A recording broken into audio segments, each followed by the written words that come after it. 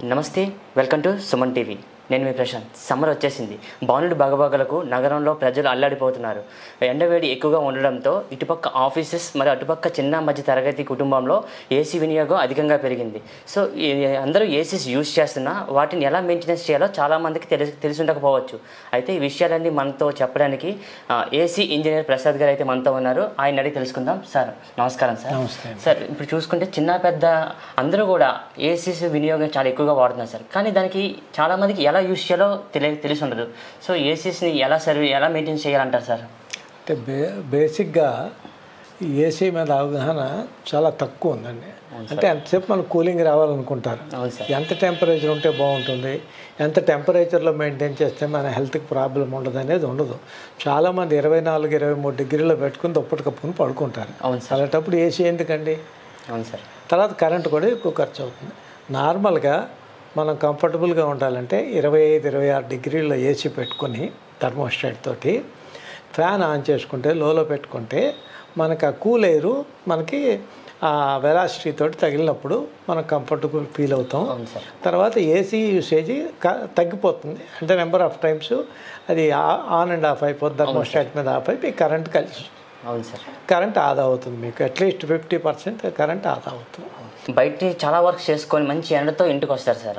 ఇంట్లోకి వచ్చినట్టునే ఏసీస్ కూడా 18లో పెట్టేసి ఆన్లో ఉంచేస్తారు. సో ఎక్కువలో పెట్టడం వల్ల కరెంట్ బిల్ ఏమైనా ఎక్కువ పెరిగే అవకాశం ఉందంటారా? మీరు ఎండలోంచి వచ్చినా కూడా మీకు ఆ 25-26 డిగ్రీలో ఉన్నప్పుడు ఫ్యాన్ ఉన్నప్పుడు కూడా మీకు కూలింగ్ కనిపిస్తుంది. ఎందుకంటే మీ బాడీ హీట్లోంచి వచ్చి బయట నుంచి అట్మాస్ఫియర్లోంచి వచ్చారు కాబట్టి మీరు లోపలికి వచ్చేటప్పటికి ఈ టెంపరేచర్ డిఫరెన్స్ మీ కంఫర్ట్ వచ్చేస్తుంది. మీరు 23కి 22 పెట్టాల్సిన అవసరం లేదు. 26లో 25లో కూడా మీరు కంఫర్టబుల్గానే ఉంటారు. ఒక 5 నిమిషాలు అయ్యేటప్పటికి మీ బాడీ టెంపరేచరు సెట్ అవుతుంది రూమ్ టెంపరేచర్కి. అప్పుడు మీకు ఇంకా కంఫర్ట్ ఎక్కువ ఉంటుంది. సార్, సంవత్సరంలో ఏసీ ఎన్నిసార్లు మనం సర్వీసింగ్ చేయించుకుంటే బాగుంటుంది అంటారు సార్? అంటే నార్మల్గా రెసిడెన్షియల్ యూసేజ్ని బట్టి ఉంటుందండి. నార్మల్గా మనం మధ్యతరగతి కుటుంబాలను వీళ్ళందరూ కూడా వాడేది సమ్మర్లో ఎక్కువ వాడతారు. అవును సార్. అందుకని సమ్మర్ ఎంటర్ అయ్యే ముందు ఒకసారి ఫుల్ సర్వీసింగ్ చేయించేసుకోవాలి. సమ్మర్ అయిన తర్వాత ఒకసారి సర్వీసింగ్ చేయించుకోవాలి. మీకు డౌట్ రావచ్చు, సమ్మర్ అయిన తర్వాత సర్వీసింగ్ ఎందుకంటే మనం వాడం కదా. అవును సార్. ఈ సమ్మర్ యూసేజ్లో ఈ ఫిల్టర్స్ కానీ కాయిల్ కానీ అన్నీ బ్లాక్ అయిపోతాయి. తర్వాత మనం ఈవెన్ 1 అవర్ వాడినా కూడా కరెంట్ వృధా అయిపోద్ది కాబట్టి కూలింగ్ రాదు. అందుకని సమ్మర్ అయిన తర్వాత కూడా ఒకసారి సర్వీసింగ్ చేయించుకుంటే ఆ ఏసీ ఎఫెక్ట్ బాగుంటుంది. కరెంట్ ఎకనామికల్గా మీకు రికార్డ్ అవుతుంది. సార్, సంవత్సరానికి 2 సార్లు సర్వీస్ చేయించుకుంటే బాగుంటుంది అంటారు. కానీ దాంట్లో డస్ట్ పార్టికల్స్ ఉండిపోయిన ఏసీ కూడా మనకి అవుట్ కూలింగ్ రావచ్చు సార్ రూము. సో అప్పుడు మనం ఏం చేయాలంటారు సార్? మన సెల్ఫ్గా మనం ఏమైనా చిన్న చిన్న చిట్కాలు ఉంటాయి సార్ మనకి? బేసిక్గా ఏసీలో ఫిల్టర్ ఉంటుందండి. అవును సార్. ఆ ఫిల్టరు మనం ఏసీ టెక్నీషియన్ వచ్చి మనం సర్వీసింగ్ చేసినప్పుడు మనకు చెప్తాడు, ఏమండి ఈ ఫిల్టర్ మీరు ఎవ్రీ మంత్ ఎవ్రీ 15 days మీ యూసేజ్ని బట్టి డస్ట్ని బట్టి మీరు అది తీసి క్లీన్ చేసుకోండి. ఎప్పుడైతే మీ ఫిల్టర్ బ్లాక్ అయిందనుకుంటారో మీకు ఎయిర్ వెలాసిటీ తగ్గిపోయి అవును సార్ కొంచెం కంప్రెసర్ ఎక్కువ తిరగడం మొదలవుద్ది, కూలింగ్ తగ్గిపోద్ది. అప్పుడు ఇమీడియట్గా ఫిల్టర్ తీసి క్లీన్ చేసి బాగా వాటర్ సర్వీసింగ్ చేసిన తర్వాత అది ఫుల్గా డ్రై అయిన తర్వాతే మళ్ళీ దాన్ని ఇన్స్టాల్ చేసుకుని మీరు రన్ చేసుకుంటే మీకు కూలింగ్ తగ్గదు, బాగానే ఉంటుంది. కాదనుకుంటే మీరు ఇంకొక స్పేర్గా కూడా ఫిల్టర్ పెట్టుకొని రెగ్యులర్ యూసేజ్లో మార్చుకుంటూ చేసుకోవచ్చు. సార్, ఈ సమ్మర్లో మనం ఏసీస్ ఎక్కువ యూజ్ చేస్తుంటాం సార్. సో ఈ ఏసీస్ యూజ్ చేసినప్పుడు మనకి గ్యాస్ అయిపోయిందని ఎలా తెలుస్తుంది అంటారు సార్ మనకి? అంటే ఏవైనా మనకి కానీ తెలుస్తుంది, ఆ వేరియేషన్ ఏమి తెలుస్తుంది సార్ గ్యాస్ అయిపోయినట్టు మనకి?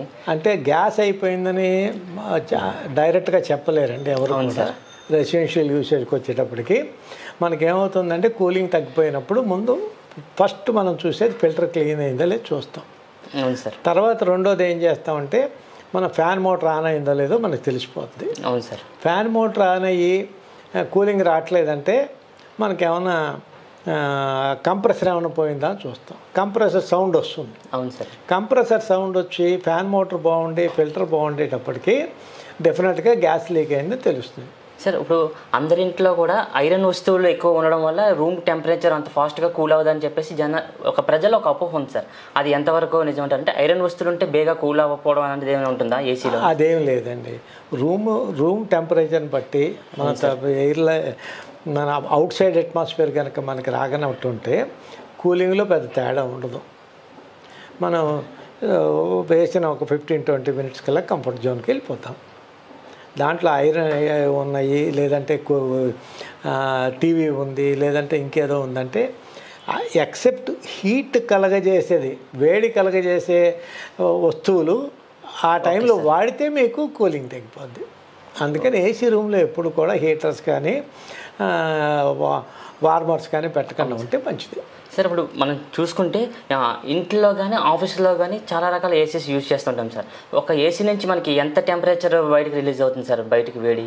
అంటే మీకు ఈ రూములో ఉన్న ఎయిర్ని రీకూల్ చేస్తుంది తప్పించి ఫ్రెష్ ఎయిర్ చాలా తక్కువ తీసుకుని 5% ఫ్రెష్ ఎయిర్ తీసుకుని మీకు కూల్ చేస్తుంది. అంటే దానివల్ల ఏమైనా? దానివల్ల ఏమి ఆ ఫ్రెష్ ఎయిర్ రాకపోతే మీరు ఇదే సేమ్ ఎయిర్ సర్క్యులేషన్ అయ్యి కొంచెం కూడా ఫ్రెష్ ఎయిర్ రాలేదనుకోండి, అవును సార్, మీకు అన్కంఫర్టబుల్గా ఫీల్ అవుతారు. సార్ కొంతమంది ఏసీస్ని ఆఫ్ చేసి ఒక పని ఉందా మళ్ళీ బయటికి వెళ్ళి మళ్ళీ ఒక 2-3 మినిట్స్ మళ్ళీ వచ్చి మళ్ళీ ఆన్ చేసుకుంటారు సార్. సో అట్లా పదే ఆఫ్ చేస్తూ ఆన్ చేయొచ్చు అంటారా సార్ ఏసీని? అది నార్మల్గా ఎయిర్ కండిషనింగ్లో ఒకసారి ఆఫ్ చేసిన తర్వాత మనం 2.5 మినిట్స్ గ్యాప్ ఇచ్చి మళ్ళీ ఆన్ చేసుకోవాలి. కొంతమంది మ్యానుఫ్యాక్చరర్స్ దాంట్లో టైం డిలే సర్క్యూట్ కూడా పెడతారు. అవును సార్. పెట్టినప్పుడు మీరు ఏసీ ఆన్ చేసినా ఆన్ అవ్వదు, కంప్రెసర్ ఆన్ అవ్వదు. అవును సార్. ఆ 2.5 మినిట్స్ తర్వాత ఆన్ అవుతుంది.